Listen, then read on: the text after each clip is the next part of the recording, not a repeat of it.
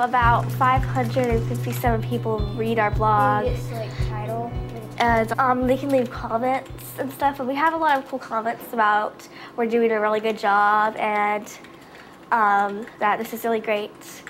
So it's pretty cool that people out there are really recognizing us. So it just feels really good. You could do to prevent things like this from happening. And Alex is right. Keep up the great work, Jensine, right? They are sometimes surprised. They're surprised that we're so young, we're involved in this activity. Because of our age, it's just, they usually think that we wouldn't be into this kind of stuff, but really, it's cool. If you look closely and you can see the lawns from the homes that are like really brighter, those are most of the homes that have pesticide on them. Pottsburg Creek also leads all the way into our neighborhood, actually. It starts right here and then it flows about to right here. So a lot of people in our neighborhood can really affect the river. That's just our neighborhood, just all of Jacksonville really does affect the river. I think a lot of people think that just because they're only one person in the whole world that they're not going to make a difference. But if every one of those one people that don't think they're going to make a difference do something about something, then they can make a change. Some advice that I would give to my peers and their parents to conserve water would be to not water their lawn as much and to keep track of how much they're watering their lawn, because yes, the grass needs water, but not every day and not as much as they're watering it. We just tried to think of something that would be kind of funny. We wanted to do something different, and we tried to think of like we use water for a lot of things, so we wanted to see what it would be like if we didn't have water and we had to use different things. Hi, I'm Brittany Sib. I'm Kayla Nelson.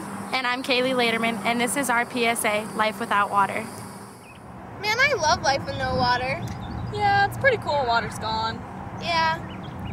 I'm getting kind of hot. Do you want to go for a swim? Sure.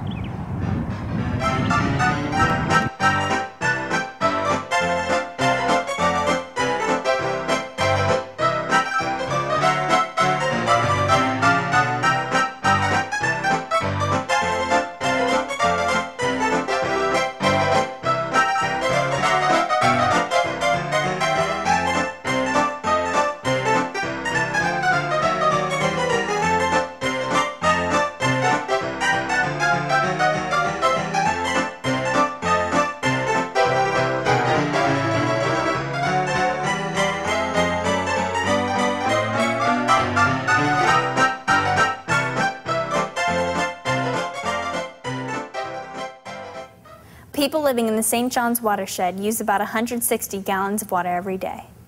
That's enough gallon jugs to span about 10 miles every year. And half of that is going on your lawn.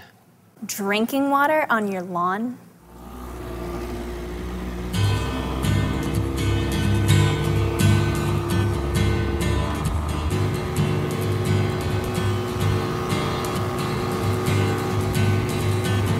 You guys want to, let's try this roll down here.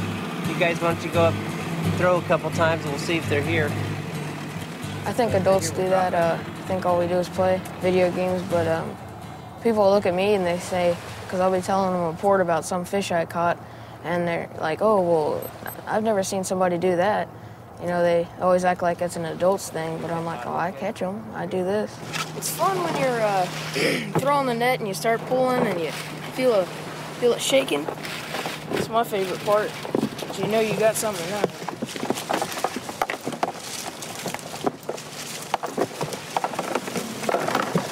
What kind of fish is that? Not the kind you want to see in the river. Bagfish. We're using so much water that clean drinking water is actually what we're using to water our lawns, and we water our lawns too much, so it's like we're just pouring out water that we can drink, which is a huge waste. The actual fertilizer is a problem, but if we use too much water, then they might have an okay for draining water from the river. We don't really need to do that. So if you just water 2 times a week, we won't have to take water out of here. What happens is, you know, you take water out of here, then the pollution will be more concentrated. The problems only get worse.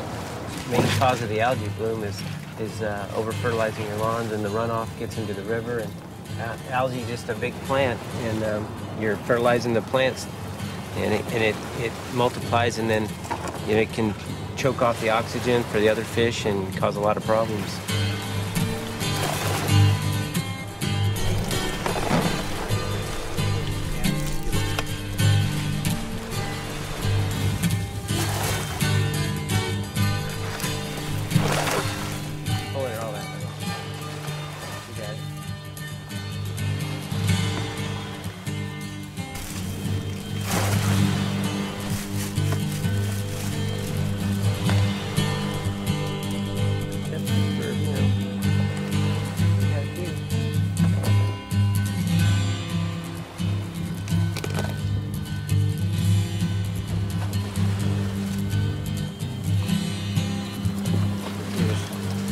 So we got about that size, still kind of a medium. I love the biodiversity of the river. There's so many different animals like otters and manatees and birds, herons that all live in the river, not to mention all the aquatic animals. So I love seeing animals in nature. The river, for one, what we're here to talk about, it's going to be gone if we don't start preserving water. We're going to start pulling water from it. I mean, that's a big impact on the ecosystem. We wanted to let people know that unless we start conserving, we are going to start pulling water from the river. And I don't think a lot of people know that. And also that like kids our age can still make a difference just by making a simple PSA. But we actually filmed it at Blue Springs, which is a little part of the St. John's, I think. And we were out there by the spring where you can get in the water, and there just happened to be 2 manatees in the water. So I jumped in the water with my underwater camera and took videos of the manatee, which we actually used in the PSA. It was really exciting. It was amazing.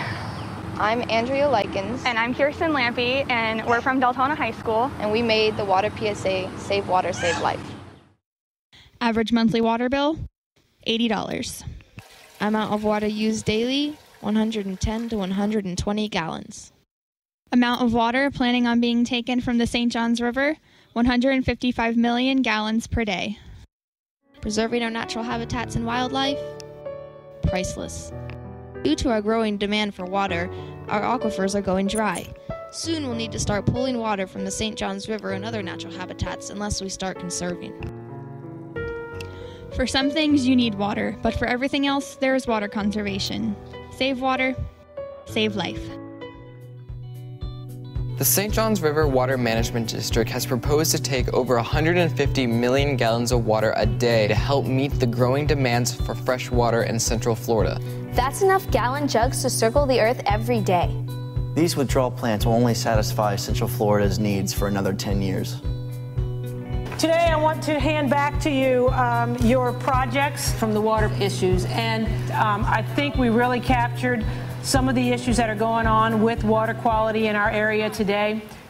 You guys We've just completed our unit titled Water Movement on Earth, where we've talked a little bit about how water moves through the ground and gets into our aquifer.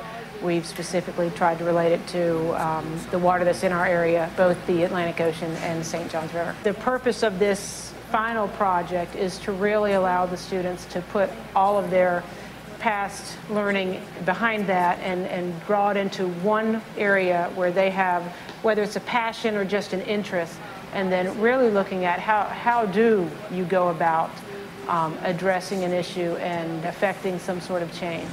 Dear editor, we are writing to you as a group of 7th grade girls studying our water supply and its condition. One of many things that we have noticed is the overuse of fertilizer, which negatively affects the water in our area. And then we had Emily's group with Leah and Cameron and Kelsey, who decided that they wanted to write a letter to the editor, and so use your more of a language arts skill in that regard to get that information out and in the hands of the entire community. We learned that slow-release fertilizer works better for the lawns, and it works better for the environment all around because the chemicals that are in the fast release, they harm our water, and eventually it surrounds our animals and the sea life, and it's bad. How much is too much? How much fertilizer are you using on your lawn? The unwanted excess fertilizer from your lawn is affecting our water in many ways. We've tried to make a difference, and we are hoping it's going to work, so I think you can too. There are solutions to the overuse of fertilizer. Our group did some research and found Target, Home Depot, and Ace Hardware carry slow-release fertilizer. Slow-release fertilizer has advantages over fast-acting fertilizer. It is applied less frequently, and the nutrients are released at a slower, more consistent rate. I think that it's up to us, kind of how the future is going to end up and how our world's going to end up, not end, but end up. So I think that we should try and do everything we can to make it the best. I do feel like it should be my responsibility, especially as a young person living in this state or even in this country, that I should take it upon myself and my other friends to just start thinking of solutions to these problems. So it was really fun just getting together with a good friend of mine and making something that we felt we could be very proud of and put and say hey, we made this. But I don't know, it was a really good experience. My name is Jake Isgar. I worked with my good friend Liz Lehman to make this PSA. It's called Conservation is Eternal. The St. Johns River is currently being considered for major water withdrawal projects that would provide Orlando with drinking water. However, the infrastructure that would be required for this would cost over $4 billion, money that would be better spent replacing leaky faucets and educating people about water conservation. If every family fixed their leaks, they could save over 30,000 gallons of water per year. People watering their lawns equals about 50% of their total water usage. Watering your lawns at night would help save this water. The plans for this water withdrawal would only be effective for 10 years, while conservation would last forever.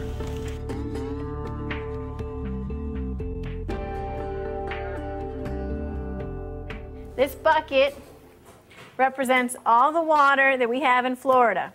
Who remembers where we get our drinking water from? Raise your hands. The aquifer. This past spring, we received a grant from the Chartrand Foundation to do a project with Eugene Butler Middle School. The project was geared towards middle school to get them involved with the St. Johns River, and it was a 3-part project. I did a classroom visit to initiate the project to teach them some background about the St. Johns, because most of the students had absolutely no connection or knowledge of the river other than they've driven over it before. So this is all the water we have in our aquifer. Mainly seeing the students go from not caring whatsoever about environmental issues, especially about the St. Johns River, to really having indignation against some of the polluters in the area, even their friends that might toss their gum wrapper on the floor, and then they say, hey, that could end up in the St. Johns River. You can't be doing that. And to see them take that step of caring and ownership and wanting to take action. What you're going to do is everybody's going to get a sponge.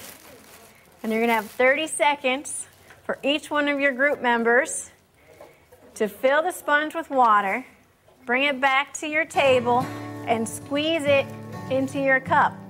You can do it as many times as you can get done within that 30 seconds. The second part, which was the most fun, was a 5-hour field trip on a boat on the St. Johns, doing different water quality tests and field work at different sites along the river. They got to use seine nets and dip nets and water quality meters and really get their hands wet with the St. Johns. Go!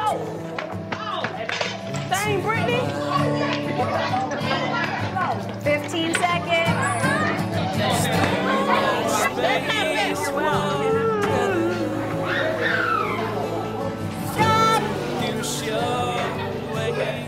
First, take a look. There's almost no water left. So you guys were so thirsty for water. You sucked it all up and used it for your own personal businesses. There's almost nothing left in our aquifer. That's exactly what's happening right now in Florida. There are so many people and so many businesses tapping into our water that there's almost nothing left. They want to start looking to the St. Johns River to get water from instead. Kids need to get outside of the classroom and have hands-on, meaningful educational experiences. And with the river being the central focus of our entire city, they need to realize that it's a resource that belongs to them and it needs their help protecting it and that their voice matters.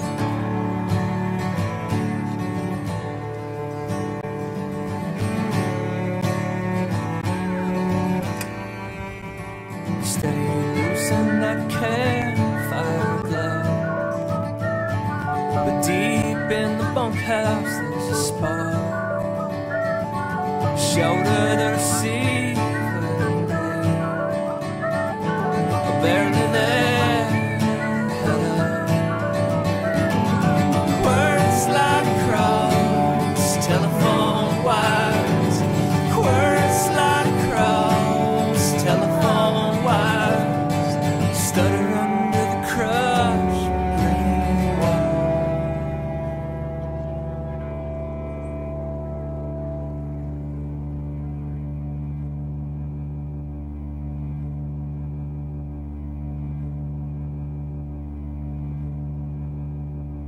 You think we can pipe water from somewhere else? By the year 2013, about 36 states will face the same water shortages as Florida. I think that our generation does have the ability to turn things around. I think we have what it takes. You know, we've got environmental classes now, and more people are learning, so that's really, really good. Our films, we do a lot of artsy kind of experimental film, and we watch a lot of experimental films, and we liked the look of that, and we thought people might think that was interesting, and they would watch it and they would like it. So that's what prompted us to kind of do it that way. Hi, I'm Autumn Cohen. I go to Seminole High School. I live in Sanford, Florida, and this is my PSA called Water Conservation, made by me, Autumn Cohen, Bobby Arnold, and Dalton Flint.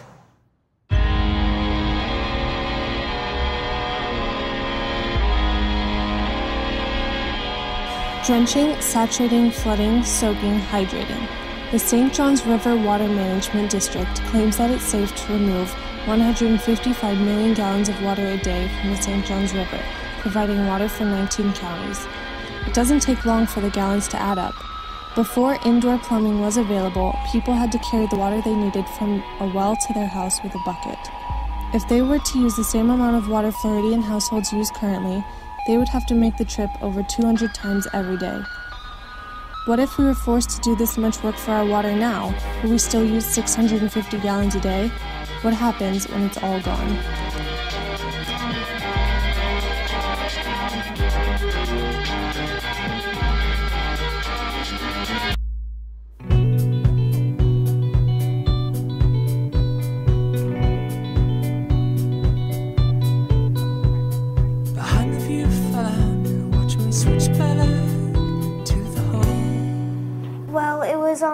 It started when 100-year rain events came last year, I think, and our dad and I and Jitsi started our blog over there, and then we started to get more pictures and stuff, so that's how we kind of started.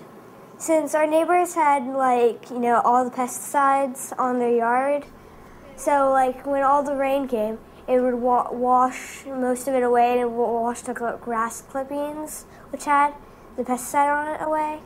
And it also would wash like trash, and it would wash it all into ditches. And then that would usually flow into the Pottsburg Creek, which would flow into St. Johns River. This is where the West Road Creek tributary to St. Johns River starts, right here. And it goes down along West Road to Pottsburg Creek. So this drains like down the ditches into Pottsburg Creek, which, yes, of course, leads to St. Johns River. It's amazing. Most people have the idea that once it rains and the water filters through the dumpster into the stormwater grate, it disappears. Or maybe it's treated by the city of Jacksonville, but it doesn't. It heads straight for the river. You know, I have seen some changes. That weird algae, the green, oh yeah, I guess they call it the green monster, that's come and gone over the years, and I'm not really sure why. I haven't looked into that too much, why that comes and goes like that. But that's always been a problem. Like, I've heard it's really bad for your skin to get near that stuff, and that's kept me out of the river for a long time. Remember we used to ride bikes over by our house over the bridge when we were like, what, like 15, Yeah. 14, 15 years old? It reeks. Yeah. I lived right by a pond. Every day I'd wake up, I'd smell it. Oh, it'd drive me crazy. Sometimes it feels like, you know, you get in this water, you're gonna like have an eyeball burn out and you'll like grow two more. And I really, it's pretty toxic, dude. I think the biggest threat to the river is people, I think the water consumption is the biggest threat. I mean, the pollution, that's annoying and it's killing our wildlife, but I think, especially if Orlando starts sucking up our water, we're already using enough already. I think that's really gonna hurt our environment. it's gonna be worse for us as beings. I think definitely what's gonna hurt the environment and hurt the wildlife is definitely the chemicals that are already being dumped and all the pollution that's already getting in this river. But if we do a water withdrawal, it's gonna affect everybody. Hi, I'm Andy Leverett. And I'm Chaz Lawrence. You're about to watch our PSA, winner of the $1,000 contest entitled Our Responsibility. I'd like to thank Stephanie Jones and Emily Van Horn. The St. Johns River is worth keeping. In today's fast-paced world, sometimes it's easy for all of us to forget our responsibilities in society. Vital resources we use every day can start to seem like a commodity. Resources like water. Many of us see the St. Johns River flowing every day. Plenty of water, right? How often do you see things like this? It just doesn't seem important in the grand scheme of things. I mean, we waste water all the time and the world keeps on spinning. Think about this though. What if we didn't have the water to waste? What if we ran out of water? You would regret not saving it then, wouldn't you?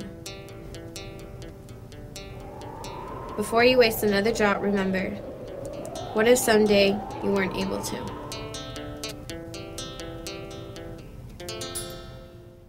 What can one person do? The number one way that individual community members, and especially youth, can get involved with helping the St. Johns and protecting it is actually to cut back on their own water use at home and to use river-friendly yard practices at home as well. The majority of water we use actually ends up on our lawns.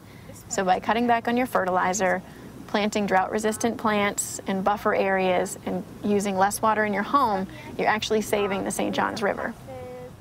Well, right down the road, as we drove out on a daily basis, we noticed that one of the commercial restaurant establishments had dumpsters behind their building with the lids open.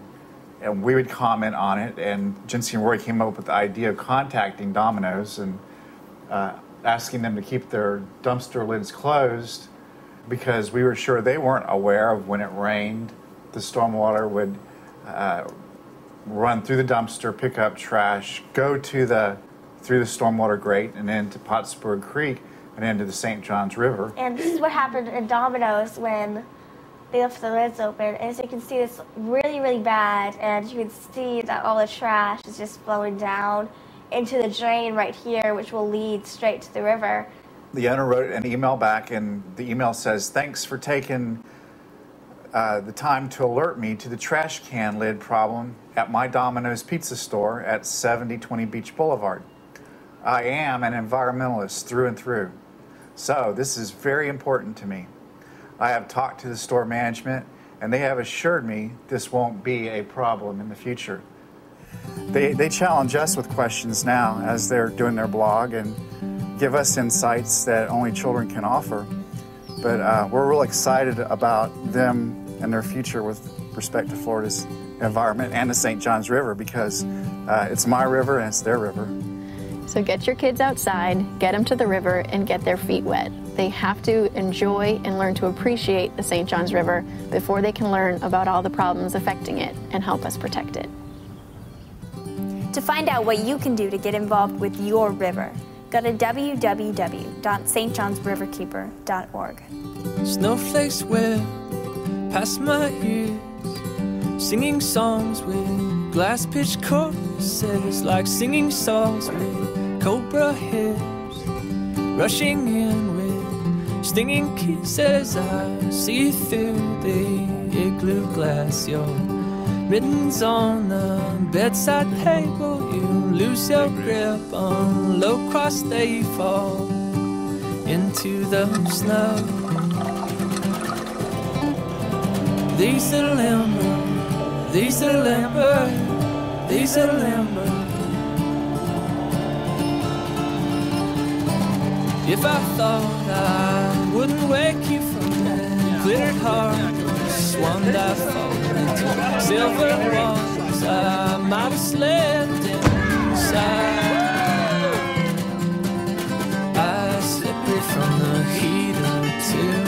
This is me, this is the one left by way of math equations. Eyes running across beelines, tangled loopholes tied off with tiny crochet.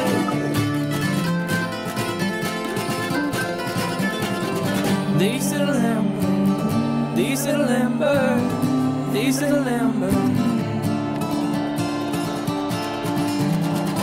I see you through the igloo glass, you're throwing sparks in the falling snow. Beneath your flutter, still a flicker, a glacial glow.